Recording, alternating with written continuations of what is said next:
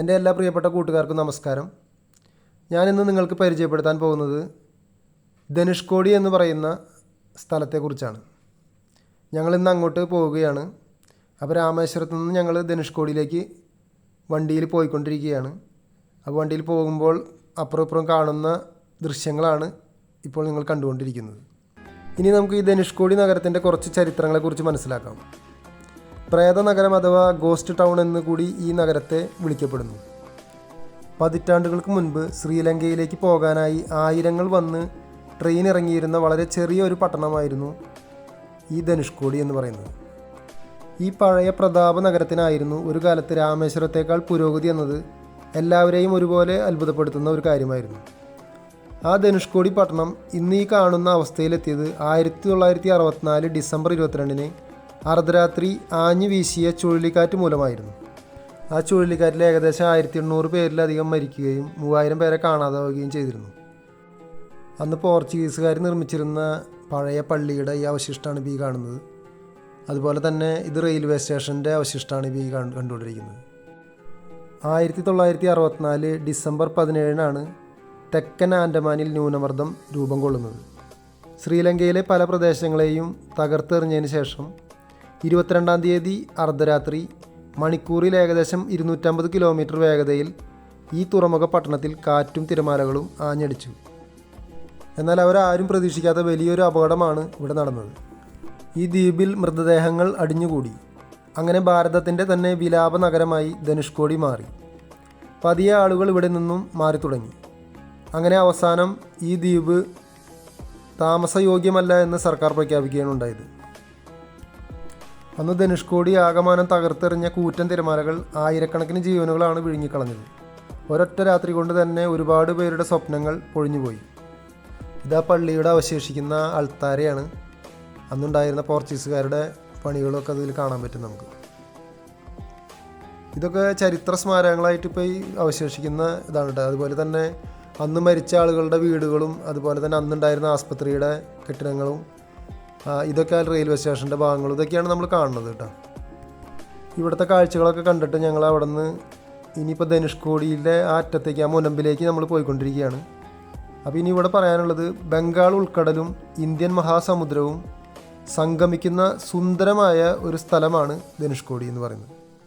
ബംഗാൾ ഉൾക്കടൽ പൊതുവെ ശാന്തമാണെങ്കിൽ ഇന്ത്യൻ മഹാസമുദ്രം മിക്കപ്പോഴും പ്രക്ഷുബ്ധമാണ്. എന്നാൽ ശാന്തമായ ബംഗാൾ ഉൾക്കടലിൽ നിന്നാണ് ഈ ആപത്ത് ഉത്ഭവിച്ചത് എന്നത് ചരിത്രത്തിലെ വലിയൊരു അത്ഭുതമായി മാറി നിൽക്കുന്നു. ശ്രീലങ്കയിലെ മാന്നാർ ദ്വീപിനും ഇന്ത്യയിലെ രാമേശ്വരത്തിനും ഇടയിലായി സ്ഥിതി ചെയ്യുന്ന അത്ഭുത പാലത്തെ രാമസേതു എന്നും ആദത്തിൻ്റെ പാലമെന്നും വിളിച്ചു വരുന്നു. ഭാരതീയ ഇതിഹാസ കാവ്യമായ രാമായണത്തിലാണ് ആദ്യമായി രാമസേതുവിനെ പറ്റി പരാമർശിക്കുന്നത്. സീതയെ അപഹരിച്ച രാവണനിൽ നിന്നും സ്വപത്നിയെ മോചിപ്പിക്കാനായി മുന്നിട്ടിറങ്ങിയ ശ്രീരാമചന്ദ്രൻ തൻ്റെ വാനരപ്പടകളെ കൊണ്ട് നിർമ്മിച്ചെടുത്തതാണ് രാമസേതു എന്ന പാലമെന്ന് രാമായണത്തിൽ പറയുന്നുണ്ട്. ഹനുമാനും സുഗ്രീവനും രാമലക്ഷ്മണന്മാരും വാനരപ്പടകളുമായി ഇതേ പാലം കടന്ന് ലങ്കയിലെത്തി രാവണ നിഗ്രഹം നടത്തി സീതയെ മോചിപ്പിച്ചു എന്നാണ് ഐതിഹ്യ ചരിത്രം. പിൽക്കാലത്ത് ശ്രീലങ്കയുമായുള്ള ഇന്ത്യയുടെ വ്യാപാര ബന്ധങ്ങൾക്ക് ഈ പാലം ശക്തി പകർന്നിരുന്നു. 1840 ഉണ്ടായ കൊടുങ്കാറ്റിലും വേലിയേറ്റത്തിലും പെട്ട് രാമസേതുവിനെ കടലെടുത്തുവെന്നും കരുതപ്പെടുന്നു. 7000-ലധികം പഴക്കമുണ്ട് എന്ന് കരുതപ്പെടുന്ന രാമസേതു മനുഷ്യനിർമ്മിതമല്ല എന്നും അവ കടലിനുള്ളിലെ അമിത ജലപ്രവാഹങ്ങളാൽ പവിഴപ്പുറ്റുകൾക്കിടയിൽ മണൽ നിറഞ്ഞ് രൂപപ്പെട്ട മണൽത്തിട്ടകളാണ് എന്നും ചില ശാസ്ത്രജ്ഞന്മാർ അവകാശപ്പെടുന്നു. എന്നാൽ ഈയിടെ നടന്ന അമേരിക്കൻ ബേസ്ഡ് സയൻസ് ചാനലിൻ്റെ സമുദ്രാന്തര പര്യവേഷണങ്ങൾ ഞെട്ടിപ്പിക്കുന്ന കണ്ടെത്തലുകൾ നടത്തുകയുണ്ടായി. മുമ്പത്തെ ശാസ്ത്ര വിശദീകരണങ്ങൾ പറയുന്ന പവിഴപ്പുറ്റുകളും മൺകൂനകളും 4000 വർഷങ്ങൾക്ക് മുന്നേ മാത്രം രൂപപ്പെട്ടതാണെന്നും അതിനു മുന്നേ രാമസേതു എന്ന മനുഷ്യനിർമ്മിത പാലം അവിടെ സ്ഥിതി ചെയ്തിരുന്നുവെന്നും അവർ പറയുന്നു. രാമസേതുവിലെ കല്ലുകൾ പരിശോധിച്ച ശേഷമാണ് മനുഷ്യൻ അവിടെ കൊണ്ടിട്ട കല്ലാണ് ഇതെന്നും 7000 വർഷം മുൻപാണ് അത് സംഭവിച്ചതെന്നും സയൻസ് ചാനൽ അവകാശപ്പെടുന്നത്. രാമസേതു എന്ന് വിളിക്കപ്പെടുന്ന ഇതേ പാലത്തെ 1804 ബ്രിട്ടീഷുകാർ തയ്യാറാക്കിയ രേഖയിൽ ആദംസ് ബ്രിഡ്ജ് അഥവാ ആദത്തിൻ്റെ പാലം എന്നാണ് വിളിക്കുന്നത്. 2004 സുനാമിക്ക് മുമ്പായി കടൽ 500 മീറ്ററോളം പിന്നോട്ട് വലിഞ്ഞുവെന്നും അന്ന് കടലിനടിയിൽ പഴയ നഗരത്തിൻ്റെ പല ഭാഗങ്ങളും കണ്ടുവെന്നും അതോടൊപ്പം തന്നെ അന്ന് അപകടത്തിൽപ്പെട്ടുപോയ ട്രെയിനിൻ്റെ അവശിഷ്ടങ്ങൾ കണ്ടുവെന്നും പറയപ്പെടുന്നു. ഇപ്പോൾ നമ്മൾ നിൽക്കുന്നത് ഇന്ത്യയുടെ ഒരു മുനമ്പിലാണ് കേട്ടോ. ഏറ്റവും ലാസ്റ്റിലാണ് ഇപ്പോൾ നമ്മൾ വന്ന് നിൽക്കുന്നത്. ഇവിടെ നിന്ന് അങ്ങോട്ടാണ് ഇനി ശ്രീലങ്കയിലേക്കുള്ള വഴി എന്ന് പറയുന്നത്. ഈ രാമസേതു എന്നൊക്കെ പറഞ്ഞത് ഇവിടെ നിന്ന് അങ്ങോട്ട് കെട്ടിയുണ്ടാക്കിയതാണ്. ഇപ്പോൾ ഇതൊക്കെ ആ സുനാമിയൊക്കെ വന്നപ്പോൾ അതിലെല്ലാം ഒലിച്ചു പോയി. ഇപ്പോൾ അതൊന്നും കാണാനില്ല, നമുക്കതിൻ്റെ അവശിഷ്ടങ്ങളൊന്നും ഇപ്പോൾ ഇവിടെ ഇല്ല.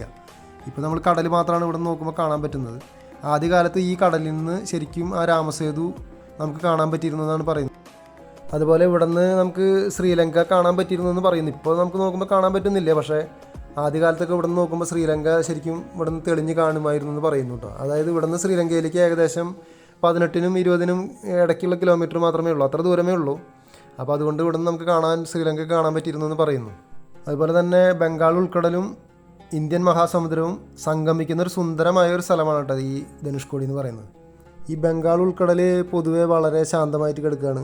അതുപോലെ തന്നെ ഇന്ത്യൻ മഹാസമുദ്രം എപ്പോഴും ഇങ്ങനെ തിരയും ഇതൊക്കെ ആയിട്ട് നല്ല ഇളകി മറിഞ്ഞ് നിൽക്കുന്നതായിട്ട് നമുക്ക് കാണാൻ പറ്റും. ഇത്രയും കാര്യങ്ങളൊക്കെയാണ് നമുക്ക് ഈ ധനുഷ്കോടിയെക്കുറിച്ച് പറയാവുന്ന പൊതുവായിട്ടുള്ള വിവരങ്ങൾ കേട്ടോ. അപ്പോൾ അങ്ങനെ എൻ്റെ ഈ ധനുഷ്കോടി യാത്ര കഴിഞ്ഞ് ഞങ്ങൾ മടങ്ങുകയാണ്. അപ്പോൾ എല്ലാവരോടും ഒരു കാര്യം പറയാനുള്ളത്, എല്ലാവർക്കും ഈ വീഡിയോ ഇഷ്ടപ്പെട്ടു എന്ന് ഞാൻ കരുതുന്നു. ഇഷ്ടപ്പെടുകയാണെങ്കിൽ നിങ്ങൾ ലൈക്കും കമൻറ്റും ഇട്ടിട്ട് സപ്പോർട്ട് ചെയ്യുക. അതുപോലെ തന്നെ ആദ്യമായിട്ട് എൻ്റെ വീഡിയോ ചാനൽ കാണുന്നവർ ഈ ചാനലിനെ ഒന്ന് സബ്സ്ക്രൈബ് ചെയ്യുകയും ചെയ്യുക. നിങ്ങളുടെയൊക്കെ സപ്പോർട്ട് ഉണ്ടെങ്കിലാണ് നമുക്ക് ഇനിയും മുന്നോട്ട് നല്ല നല്ല വീഡിയോകൾ ചെയ്യാനും മുന്നോട്ട് പോകാനൊക്കെ പറ്റുകയുള്ളൂ.